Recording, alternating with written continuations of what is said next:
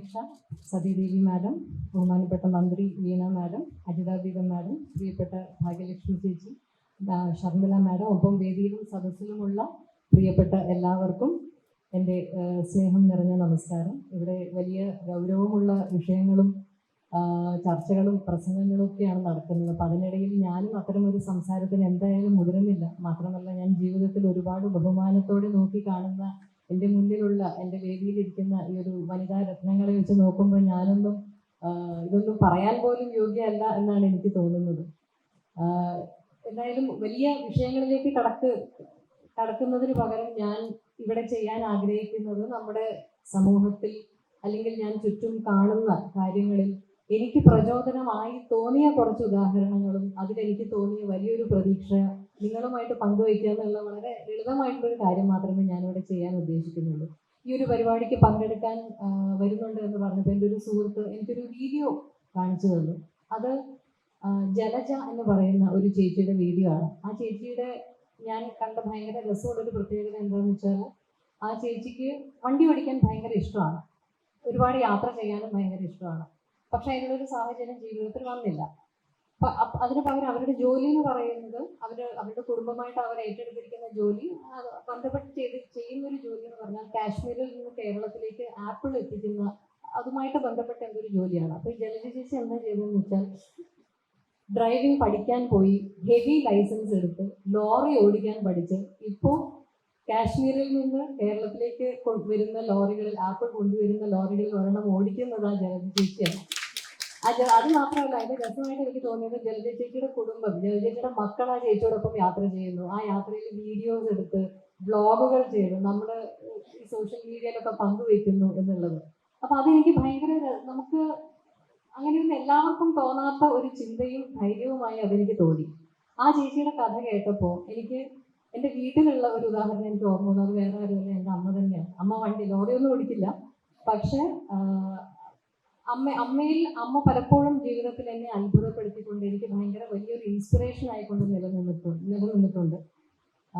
അച്ഛൻ്റെ മരണശേഷം അച്ഛനും അമ്മയും എപ്പോഴും ഒന്നിച്ച് കാണാൻ പറ്റുമായിരുന്നുള്ളൂ, ബോബിനും മോളിയും പോലെ. അപ്പം അച്ഛൻ്റെ മരണശേഷം അമ്മ ഇതെങ്ങനെ ഹാൻഡിൽ ചെയ്യും എന്ന് ഓർത്ത് ഞാനും ചേട്ടനും ഒക്കെ പലപ്പോഴും വേവലാതിപ്പെട്ടിട്ടുണ്ട്. പക്ഷെ ഞങ്ങളെയൊക്കെ അത്ഭുതപ്പെടുത്തിക്കൊണ്ട് ഞങ്ങൾക്കൊരു ഭാരം ആവരുതെന്ന് സ്വയം തീരുമാനിച്ച പോലെ അമ്മയ്ക്ക് പണ്ട് ചെയ്യാൻ ഇഷ്ടമുണ്ടായിരുന്ന കാര്യങ്ങൾ, നൃത്തം പഠിക്കാൻ അമ്മയ്ക്ക് വലിയ ഇഷ്ടമായിരുന്നു, പാട്ട് പഠിക്കാൻ വലിയ ഇഷ്ടമായിരുന്നു. അതിനൊക്കെ വേണ്ടി അമ്മ തന്നെ സ്വയം ഇനീഷ്യേറ്റീവ് എടുത്ത് ക്ലാസ്സുകൾ കണ്ടുപിടിച്ച് അതിൽ പോയി ചേർന്ന് പഠിച്ച്, സാഹിത്യത്തിൽ പണ്ട് കോളേജിൽ പഠിക്കുമ്പോൾ അമ്മ എഴുതുമായിരുന്നു എന്ന് ഞങ്ങൾ പറഞ്ഞു കേട്ടിട്ടേ ഉള്ളൂ. പക്ഷെ ചെറിയ കുറിപ്പുകളൊക്കെ എഴുതി ഫേസ്ബുക്കിൽ പ്രസിദ്ധീകരിച്ച് ആ കുറിപ്പുകൾ കണ്ട് ഗൃഹലക്ഷ്മിയെ പോലെയുള്ള ഒരു പ്രസിദ്ധീകരണം അമ്മയെ ഇങ്ങോട്ട് വന്ന് സമീപിച്ച് അമ്മയുടെ ഒരു പുസ്തകം വരെ പുറത്തിറക്കി. അപ്പോൾ അമ്മയ്ക്ക് ഇഷ്ടമുള്ള കാര്യങ്ങൾ അങ്ങോട്ട് പോയി അതിനൊരു എന്താ പറയുക, ഒരു ഇനീഷ്യേറ്റീവ് എടുത്ത് ആ കാര്യങ്ങൾ പോയി ചെയ്യാനും സ്വന്തം സന്തോഷങ്ങൾ കണ്ടെത്താനും ആ സന്തോഷങ്ങൾക്കൊക്കെ ഒരു വേദികൾ കിട്ടുമ്പോൾ അവിടെ അമ്മ കഥകളിയും മോഹിനിയാട്ടവും തിരുവാതിര നൃത്തയോഗ അത് തുടങ്ങി ഞാൻ കേട്ടിട്ട് പോലും ഇല്ലാത്ത പല കാര്യങ്ങളും അമ്മ ചെയ്യുന്നതും, സുഹൃത്ത് സംഘങ്ങൾ ഉണ്ടാക്കുക, ആ സംഘങ്ങളുടെ കൂടെ യാത്ര പോകാൻ തുടങ്ങി സ്വന്തം ചെറിയ ചെറിയ സന്തോഷങ്ങൾ കണ്ടെത്തി എൻ്റെ മുന്നിൽ ഏത് പ്രായത്തിലും അവനവൻ്റെ സന്തോഷം കണ്ടെത്തണമെങ്കിൽ അവനവൻ ആഗ്രഹിച്ചാൽ ആ സന്തോഷങ്ങൾ കണ്ടെത്താം എന്ന് ജീവിതം കൊണ്ട് എൻ്റെ മുന്നിൽ ഉദാഹരണമായി നിൽക്കുന്ന ഒരാളാണ് അമ്മ. അതേപോലെ ആ അമ്മയുടെ കാര്യം പറഞ്ഞപ്പോഴാണ് രാധാമണിയമ്മയെ കുറിച്ച് ഇവിടെ എത്ര പേര് കേട്ടിട്ടുണ്ടെന്ന് എനിക്കറിയില്ല. കാറ് മുതൽ ജീപ്പ് മുതൽ JCB വരെ ഓടിക്കുന്ന ഒരു രാധാമണി അമ്മയുടെ വീഡിയോസ് ഞാൻ കണ്ടു. ഒരു 70 വയസ്സൊക്കെ കഴിഞ്ഞ് നല്ല സുന്ദരിയായ ഒരു അമ്മയാണ്. അതേപോലെയുള്ള ഉദാഹരണങ്ങൾ ഞാൻ കണ്ടു. പിന്നെ ഇവിടെ തിരുവനന്തപുരത്ത് തന്നെയാണെന്ന് തോന്നുന്നു, തട്ടുകട നടത്തി LLBക്ക് പഠിക്കുന്ന ഒരു വിദ്യാർത്ഥിനിയെ കുറിച്ച് ഞാൻ കേട്ടു. അതേപോലെ നമ്മുടെ മുന്നിൽ എത്രയോ വിദേശത്ത് പഠിക്കാൻ പോയിട്ട് അവിടെ പാർട്ട് ടൈം ജോലി ചെയ്ത് പഠനവും ജോലിയും ഒന്നിച്ചു കൊണ്ടുപോകുന്ന ഒരുപാട് പേരുണ്ട്.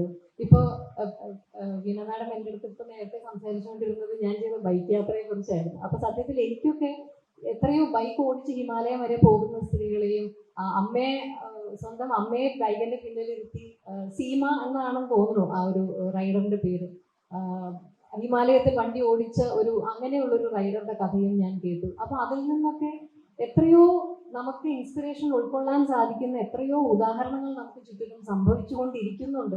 അതൊക്കെ കാണുമ്പോൾ എനിക്ക് വലിയ പ്രതീക്ഷയാണ് തോന്നുന്നത്. വിവാഹം എന്നുള്ളത് ഒന്നിന്റെയും അവസാന വാക്കല്ല എന്ന് ഉറക്കെ പ്രഖ്യാപിക്കാൻ ധൈര്യം കാണിക്കുന്ന കുട്ടികൾ ഇന്നുണ്ട്. വിവാഹം വേണോ വേണ്ടയോ, അതല്ല, വിവാഹം വേണോ വേണ്ടയോ എന്ന തീരുമാനം സ്വന്തം തീരുമാനമായിരിക്കണം എന്ന് ഉറപ്പിച്ചിട്ടുള്ള പെൺകുട്ടികളെ കാണാം. അതിലും ഭംഗി എനിക്ക് തോന്നിയത് അതിന് പൂർണ്ണമായി പിന്തുണ കൊടുത്തുകൊണ്ട് അവരുടെ ഒപ്പം നിൽക്കുന്ന മാതാപിതാക്കളെയും കാണുമ്പോഴാണ് ശരിക്കും ഈ നമ്മുടെ സമൂഹം സത്യത്തിൽ മാറിക്കൊണ്ട് തന്നെ ഇരിക്കുകയാണ് എന്നുള്ള വളരെ ശുഭകരമായിട്ടൊരു പ്രതീക്ഷ എനിക്ക് തോന്നുന്നുണ്ട്. ഇനി എൻ്റെ സ്വന്തം കാര്യത്തിൽ വരികയാണെങ്കിൽ എനിക്കും ഉണ്ടായിരുന്നു ഒരു ബക്കറ്റ് ലിസ്റ്റ്. ഇത് ഇവിടെ ഇരിക്കുന്ന എത്ര പേർക്ക് ഉണ്ടെന്ന് എനിക്ക് അറിഞ്ഞൂടാ. ബക്കറ്റ് ലിസ്റ്റ് എന്ന് പറയുന്ന ഒരു സാധനമുണ്ട്. നമുക്ക് ജീവിതത്തിൽ ചെയ്യാൻ ആഗ്രഹിക്കുന്ന കാര്യങ്ങൾ ഇങ്ങനെ ഒന്നൊന്നായിട്ട് എഴുതി വെക്കുക, അതിൽ ചെയ്ത് കഴിയുമ്പോൾ ഇങ്ങനെ ടിക്ക് ഇടുക എന്ന് പറയുന്നത് നമുക്ക് വല്ലാത്ത മനസ്സുഖം കിട്ടുന്ന ഒരു കാര്യമാണ്. എനിക്കുണ്ടായിരുന്നത് ഇപ്പൊ ഈ പറഞ്ഞതൊക്കെ വെച്ച് നോക്കുമ്പോൾ വളരെ ചെറിയ ചെറിയ ആഗ്രഹങ്ങളായിരുന്നു. ഇപ്പോൾ ഡ്രൈവിംഗ് പഠിക്കുക എന്നൊരു ആഗ്രഹം ഉണ്ടായിരുന്നു. അത് ഞാൻ ചെയ്യാൻ ശ്രമിക്കുന്നുണ്ട്, ചെയ്യുന്നുമുണ്ട്.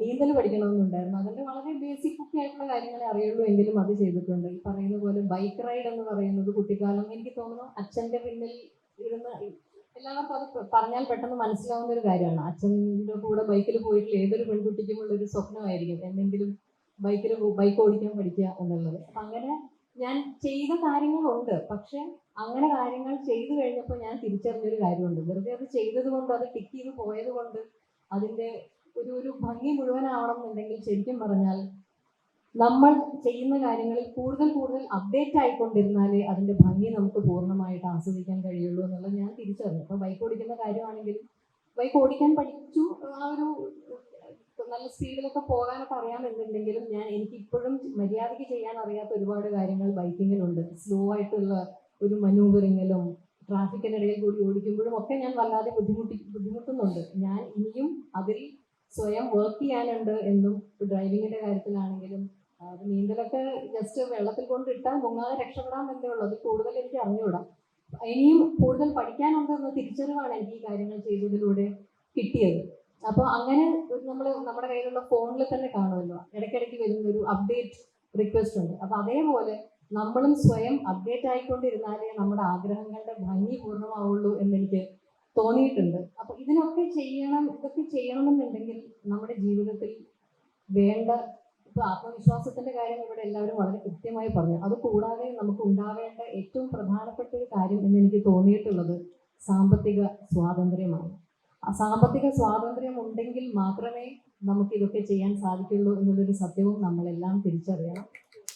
അപ്പൊ അതിനു വേണ്ട കാര്യങ്ങളാണ് നിങ്ങളെല്ലാവരും ചെയ്യേണ്ടത്. അത് എങ്ങനെ ചെയ്യണം എന്നുള്ളതൊക്കെ പറഞ്ഞു തരാൻ ഇവിടെ അറിവും കഴിവുമുള്ള വനിതാ കമ്മീഷന്റെ സാരഥികളെ പോലെ അതിനുള്ള ആളുകളുണ്ട്.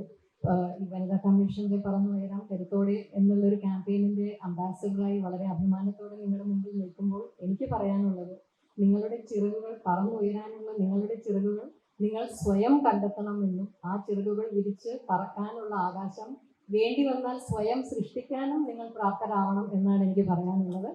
അതിനുവേണ്ട ഉപദേശങ്ങൾ തരാനും നിങ്ങളുടെ കൈ പിടിച്ച് മുന്നോട്ട് കൊണ്ടുപോകാനും ഒക്കെ നമ്മുടെ വനിതാ കമ്മീഷന്റെ സാരഥികൾ ഇവിടെയുണ്ട്.